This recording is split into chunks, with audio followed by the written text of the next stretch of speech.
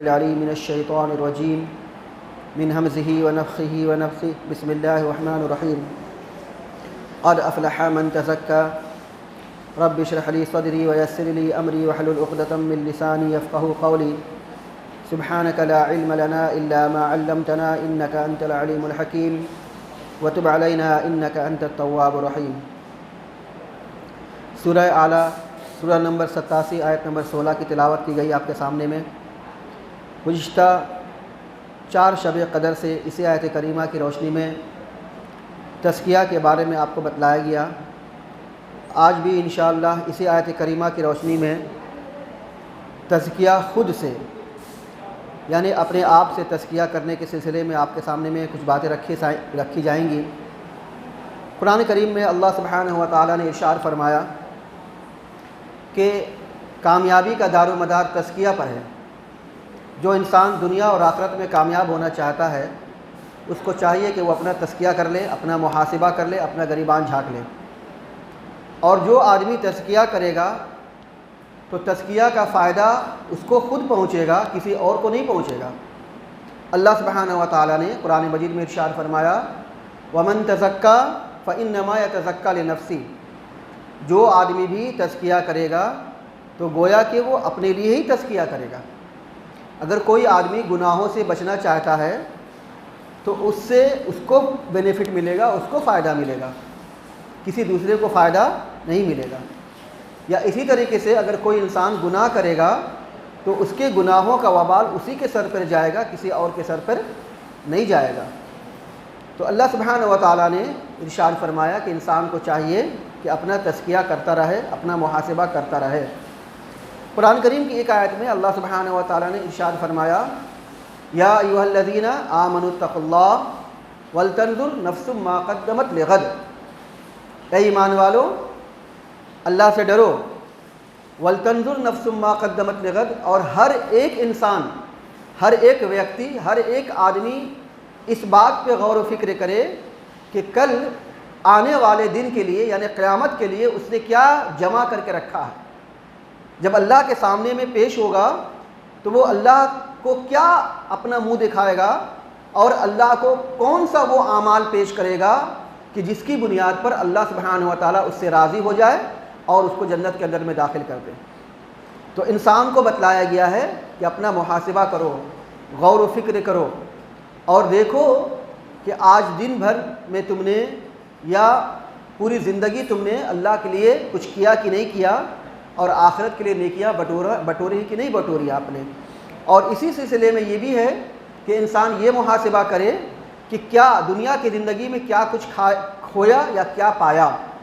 پایا کا مطلب یہ ہے کتنے اچھے اعمال کیے، اور کھویا کا مطلب یہ ہے کہ کتنے بڑے بڑے یا دوسرے کو نقصان پہنچا کے، دوسرے کو تکلیف دے کر کے، کسی کی دل آزاری کر کے کیا کھویا آپ نے۔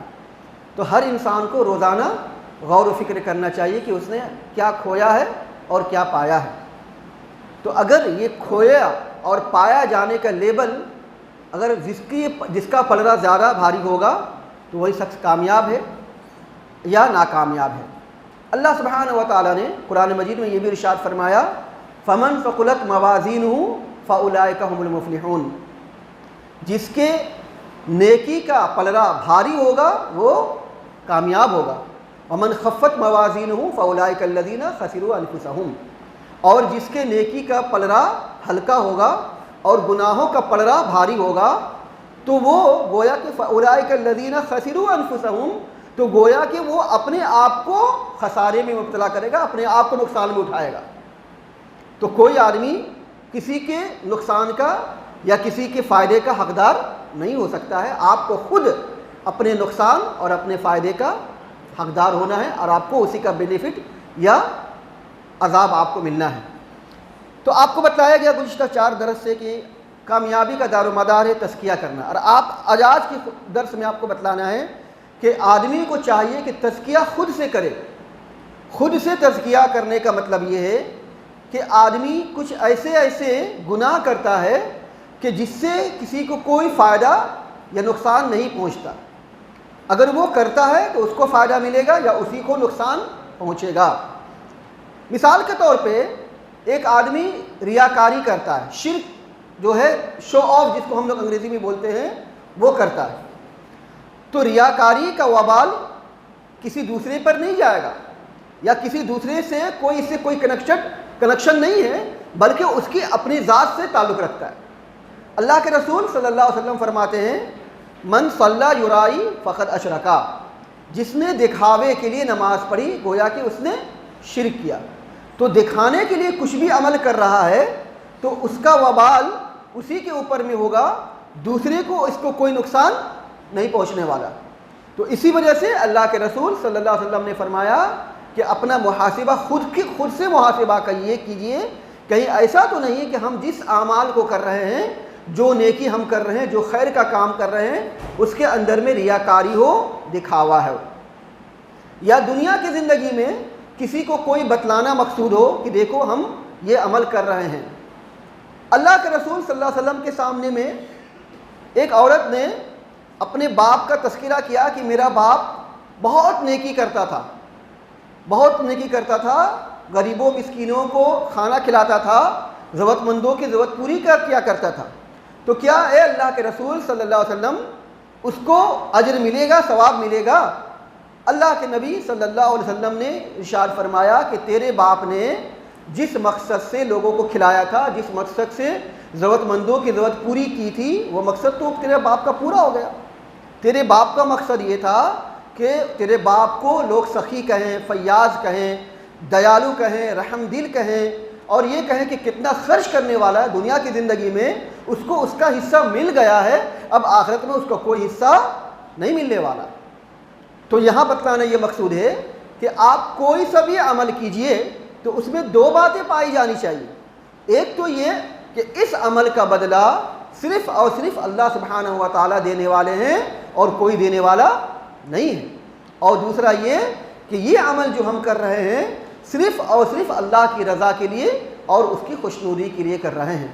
ہو سکتا ہے کہ میرا پروردگار ہمارے گناہوں کو معاف کر دے، ہو سکتا ہے کہ میرے پروردگار ہمارے درجات کو بلند کر دے، ہو سکتا ہے کہ اللہ سبحانہ و تعالیٰ میرے اس عمل سے راضی اور خوش ہو جائے۔ بس اسی مقصد کے لیے آپ کو نیک اعمال کرنا ہے، ورنہ اگر آپ کوئی سا بھی عمل کریں اور اس میں ذرہ برابر بھی کسی کو دکھانے کے لیے ہو،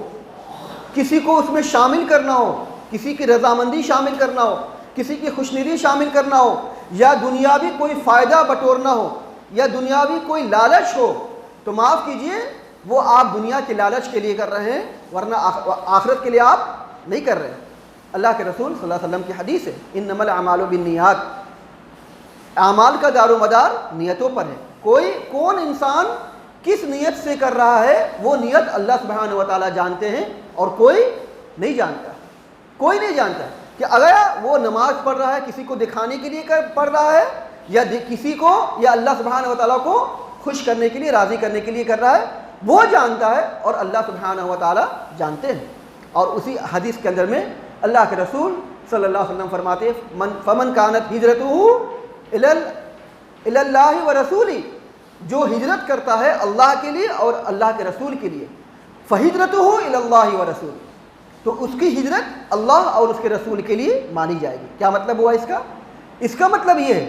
کہ کوئی آدمی اگر گناہ چھوڑ دیتا ہے، گناہ کو ترک کر دیتا ہے، تو آیا وہ اللہ کی رضا اور اللہ کے لیے خوشنودی کے لیے کر رہا ہے، یا کسی کو دکھانے کے لیے کر رہا ہے کہ دیکھو کتنا شریف بن گیا، کتنا پرہیزگار، کتنا نیک بن گیا؟ اگر وہ اللہ کے عذاب سے ڈر کر کے اور اللہ کی رحمت کی امید کی لالچ میں امید لیے ہوئے گناہوں کو چھوڑتا ہے تو گویا کہ وہ اس کا اجر اللہ سبحانہ و تعالیٰ پر پکا ہے۔ لیکن اگر کوئی انسان اس وجہ سے گناہ کو چھوڑ دیتا ہے کہ لوگ اس کو کہیں کہ بھائی کتنا تقوی والا ہو گیا، پہلے کتنا خراب تھا اب سدھر گیا ہے، تو اللہ کے رسول صلی اللہ علیہ وسلم نے کیا فرمایا؟ فہجرتہ الی ما ہاجر الیہ، جس مقصد کے تحت اس نے ہجرت کیا تھا یا جس مقصد کے تحت اس نے نیک اعمال کیا تھا، اس کا وہ اسی عمل میں اسی اعمال کے حساب سے اس کو ثواب یا عذاب دیا جائے گا۔ اور اللہ کے رسول نے کیا فرمایا کہ جو آدمی کسی دیندار اور کسی عورت سے شادی کرنا چاہتا ہو صرف اللہ کی رضا کے لیے، اللہ کی خوشنودی کے لیے، تو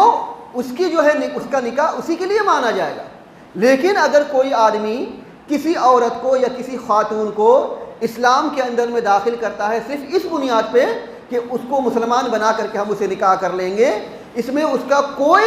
اسلام کا کوئی رول نہیں ہے، کوئی اس کا عمل دخل نہیں ہے، تو معاف کیجیے گا، نکاح تو ہو جائے گا لیکن اس کا یہ عمل اللہ کے یہاں قبول نہیں ہوگا،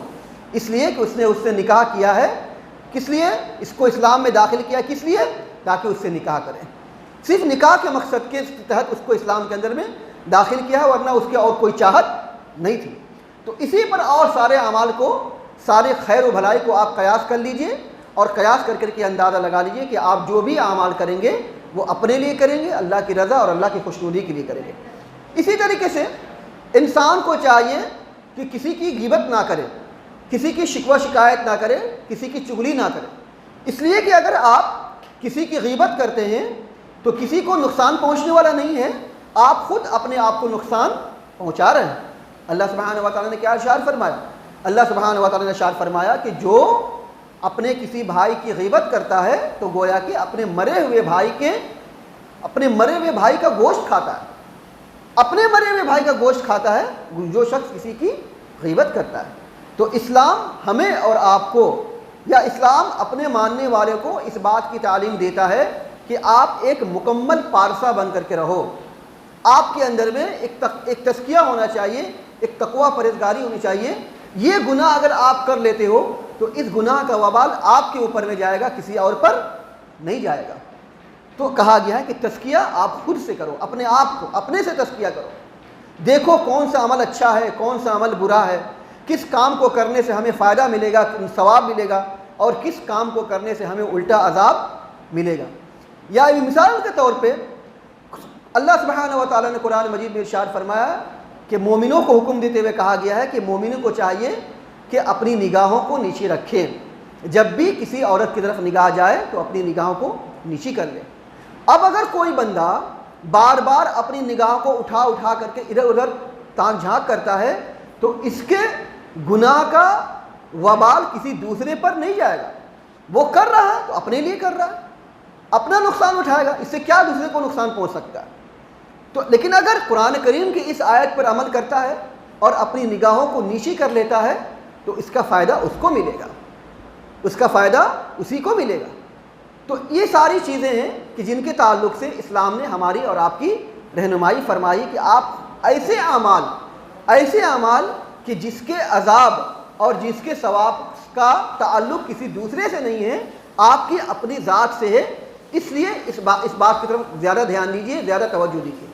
اللہ سبحانہ و تعالیٰ نے آخری آیت سن لیجیے اس معاملے کی۔ اللہ سبحانہ و تعالیٰ نے ارشاد فرمایا فَلَا تُزَكُّوا أَنفُسَكُمْ هُوَ أَعْلَمُ بِمَنِ اتَّقَىٰ۔ اس آیت کے ضمن میں یہ بھی بات ہے کہ کوئی انسان گھمنڈ نہ کرے، تکبر نہ کرے، فخر نہ کرے۔ اللہ کے رسول صلی اللہ علیہ وسلم کی حدیث ہے کہ اللہ تعالیٰ فرماتے ہیں کہ تکبر میری ردا ہے، ردا کا مطلب تکبر میری چادر ہے، جو شخص میری چادر کو تار تار کرے گا میں اس کو نہیں چھوڑوں گا۔ مطلب یہ ہے کہ تکبر کرنا صرف اللہ کا حق ہے کہ اللہ جس چیز پر چاہے تکبر کر سکتا ہے، تکبر کرنے کا حق صرف اللہ ہے، اللہ کو ہے، اور اللہ کے اس حق کے معاملے میں کوئی بندہ تکبر کرتا ہے تو گویا کہ وہ اللہ سبحانہ و تعالیٰ کے حق کو تار تار کرتا ہے، اللہ کے حق کو چھیننے کی کوشش کرتا ہے۔ تو تکبر انسان کو کسی بھی معاملے میں نہیں کرنا چاہیے، کسی بھی معاملے میں۔ ہمیں 5 وقت نمازوں کے ذریعے سے جھکایا اسی وجہ سے جاتا ہے کہ آپ نہ صرف نمازوں میں جھکے رہیں بلکہ زندگی کے ہر شعبہ جات میں جھکے رہیں۔ آپ کے اندر میں تواضع آنی چاہیے، آپ کے اندر میں انکساری آنی چاہیے، آپ کے اندر میں جھکاؤ آنی چاہیے، زندگی کے کسی بھی معاملے میں آپ کے اندر میں اکڑ نہیں ہونی چاہیے، خاص طور سے اپنے ایمان والے بھائی کے سامنے میں، اپنے مومن بھائی کے سامنے میں اکڑ نہیں ہونی چاہیے، تکبر نہیں ہونی چاہیے، اس کو نیچے دکھانے کی کوشش نہیں ہونی چاہیے، اس کو دل آزاری والا معاملہ نہیں ہونی چاہیے۔ اللہ کے رسول صلی اللہ علیہ وسلم نے کیا ارشاد فرمایا؟ اللہ کے رسول صلی اللہ علیہ وسلم فرماتے ہیں کہ ایمان والا وہ ہے کہ جس کی طرف دیکھے تو آدمی خوش ہو جائے، اور ایمان والا وہ ہے کہ جس کی ذات سے کسی کو کوئی تکلیف نہ ہو۔ انسان دیکھے جب اس کی طرف میں تو سمجھے کہ بھائی نہیں، یہ آدمی ایسا ہے کہ اس کی ذات سے ہم کو کوئی شر یا کوئی تکلیف نہیں پہنچ سکتی، صحیح معنوں میں وہ ایمان والا ہے۔ لیکن جس آدمی سے کسی کو تکلیف پہنچ رہی ہو، شر پہنچ رہا ہو، تو وہ اہل ایمان میں سے نہیں ہو سکتا، اہل اسلام میں سے نہیں ہو سکتا۔ اسی وجہ سے اللہ کے رسول صلی اللہ علیہ وسلم ارشاد فرماتے المسلم من سلم المسلمون من لسانہ و یدہ، مسلمان وہ ہے کہ جس کے ہاتھ اور جس کی زبان سے دوسرے مسلمان محفوظ رہیں۔ اسی وجہ سے ہمیں کہا گیا ہے کہ آپ جب بھی اپنے کسی بھائی سے ملاقات کیجئے تو اس کو السلام علیکم، ان پر سلامتی کی دعا دیجئے۔ تو جب آپ اس کو سلامتی کی دعا دے رہے ہیں تو گویا کہ آپ اس کو اس بات کی ضمانت دے رہے ہیں، اس بات کی گارنٹی دے رہے ہیں، بھائی میں نے آپ کو سلامتی کی دعا دی ہے، میں نے آپ کو سلامتی کی دعا اس وجہ سے دی ہے کہ آپ سلامت رہیے، آپ محفوظ رہیے، آپ میری ذات سے، میری شر سے ہمیشہ محفوظ رہیں گے، معمون رہیں گے۔ گویا کہ اسلام کا مطلب یہ۔ لیکن اگر آپ نے اس کو سلامتی کی دعا دی، السلام علیکم کہا، اور سلامتی کی دعا دینے کے بعد پھر آپ اس کو شر پہنچا رہے ہیں، نقصان پہنچا رہے ہیں، یا تو آپ نے السلام علیکم کا مقصد ہی نہیں سمجھا، یا اگر سمجھا ہے تو گویا کہ آپ یہ باور کرانا چاہ رہے ہیں کہ بھائی یہ تو بس کھالی پیلی والا معاملہ ہے، السلام علیکم جو کہا نا یہ صرف فارمیلٹی نبھانے کا ہے، ورنہ تو ہم تو بھائی موقع ملے گا تو ہم تم کو چھوڑیں گے نہیں، یہ معاملہ ہوتا۔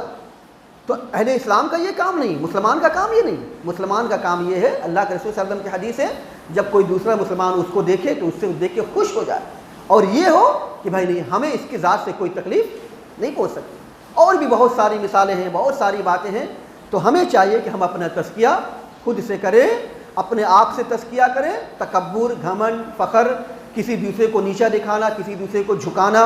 یا کسی دوسرے پر، ہاں کوئی ایسا معاملہ آ سکتا ہے کہ جہاں آپ کو اپنے آپ کو برتری ثابت کرنا ہو تو آپ کو وہاں پہ جھکنا بھی نہیں۔ کسی موقع پہ اسلام کی باقاعدہ اس معاملے میں رہنمائی ہے، اور آپ کو بتلایا گیا ہے کہ آپ کو جھکنا نہیں ہے، اکڑنا نہیں، وہاں پہ جو ہے آپ کو پیچھے نہیں ہٹنا ہے بلکہ آگے بڑھنا ہے اور عقل کے رہنا ہے۔ مثال کے طور پر کسی ظالم آدمی جو آپ کے ساتھ میں ظلم کر رہا ہو، وہ کافر، تو آپ کے سامنے، اس کے سامنے میں آپ کو جھکنا نہیں ہے۔ جھکنے کا کیا مطلب ہے؟ جھکنے کا مطلب یہ کہ اپنے بھائی کے سامنے میں، اپنے اہل اسلام کے سامنے میں جھکنا ہے، ان کے سامنے میں عاجزی انکساری کرنا ہے، اور جھکنے کا مطلب یہ ہے کہ تکبر اور گھمنڈ اور فخر نہیں کرنا ہے۔ اللہ سبحانہ و تعالی نے ارشاد فرمایا فلا تزکوا انفسکم هو اعلم بمن اتقى۔ یہ سارے معاملات کو جب آپ کر لے جائیں گے اور تزکیہ کے سارے تقاضے کو پر آپ پورا کر لیں گے تو ہو سکتا ہے شیطان آپ کے پاس میں آئے اور آ کر کے کہے کہ بھائی آپ تو سب سے زیادہ تقوی والے ہیں، آپ تو سب سے زیادہ متقی پرہیزگار ہیں، بس آپ کے لیے تو جنت پکی ہے، آپ کو یہ کرنے کی کیا ضرورت ہے، آپ کو وہ کرنے کی کیا ضرورت ہے، بس آپ تو بالکل، لوگ آپ کے بارے میں چرچا کر رہے ہیں، لوگ آپ کے بارے میں باتیں بنا رہے ہیں کہ بھائی آپ ماشاءاللہ تقوی والے ہیں، پرہیزگار والے ہیں اور اللہ کے قریب ہیں، تو پھر آپ تو یہ جو ہو سکتا ہے شیطان آپ کو آ کر کے اس بات کو کہے۔ لیکن اللہ سبحانہ و تعالی ارشاد فرمائے فلا تزکوا انفسکم، اپنے آپ کو متقی اور پرہیزگار ہونے کا دعویٰ مت کرو، هو اعلم بمن اتقى، تقوی والا کون ہے، پرہیزگار کون ہے، اللہ بہتر جانتا ہے۔ اگر آپ تقوی اختیار کرتے ہیں تو اس کا فائدہ آپ کو ملے گا، کسی دوسرے کو فائدہ نہیں ملے گا، اور اگر آپ تقوی نہیں اختیار کرتے ہیں تو اس کا عذاب بھی کسی دوسرے کو نہیں ملنے والا ہے۔ تو یہ ساری چیزیں ہیں، تزکیہ خود سے، کہ آپ اپنے سے تزکیہ کیجئے، خود سے تزکیہ کیجئے۔ یہ سارے معاملات ایسے ہیں جو دوسرے سے تعلق نہیں رکھتے ہیں، یہ چیزیں آپ کی ذات سے تعلق رکھتی ہیں، اس لیے اس معاملے میں خود کو محاسبہ کیجئے، اپنا گریبان جھانکیے اور تزکیہ کیجئے۔ اللہ سبحانہ و تعالی ارشاد فرماتے ہیں قد افلح من تزکا، تحقیق کہ وہ آدمی کامیاب ہو گیا جس نے تزکیہ کر لیا۔ تو یہ رمضان کا مہینہ ہے، یہ رمضان کا مہینہ بس کچھ ہی گھنٹوں کے بعد ہم سے جدا ہونے والا ہے، رخصت ہونے والا ہے، پتہ نہیں پھر اس کے بعد پھر کس کی زندگی میں رمضان المبارک کا مہینہ آئے نہ آئے۔ تو یہ تزکیہ کا مہینہ ہے، یہ محاسبہ کا مہینہ ہے۔ ہمیں کہا گیا ہے کہ جب آپ اللہ کے سامنے میں کھڑا ہوئیے تو تزکیہ کرتے ہوئے، محاسبہ کرتے ہوئے کھڑا ہوئیے۔ تو محاسبہ اب بھی وقت بچا ہے، محاسبہ کر لیجئے، تزکیہ کر لیجئے، اور وہ سارے اعمال کہ جس کی بنیاد پر ہمارے سارے اچھے اعمال برباد ہو جاتے ہوں، یا وہ سارے گھٹیا اعمال کہ جس کی بنیاد پر اللہ سبحانہ و تعالیٰ ناراض اور ناخوش ہو جاتے ہوں، تو آج سے ہمیں اس بات کو توبہ کر لینی چاہیے، اور اللہ سبحانہ و تعالیٰ سے دعا کرنی چاہیے کہ اللہ سبحانہ و تعالیٰ ہم سبوں کو تزکیہ کرنے کی توفیق عطا فرمائے، اپنا محاسبہ کرنے کی توفیق عطا فرمائے، اپنا گریبان جھانکنے کی توفیق عطا فرمائے، اور آنے والے کل کے لیے تیاری کرنے کی توفیق عطا فرمائے۔ اقول قولی ھذا واستغفر اللہ لی ولکم ولسائر المسلمین وآخر دعوانا الحمد للہ رب العالمین.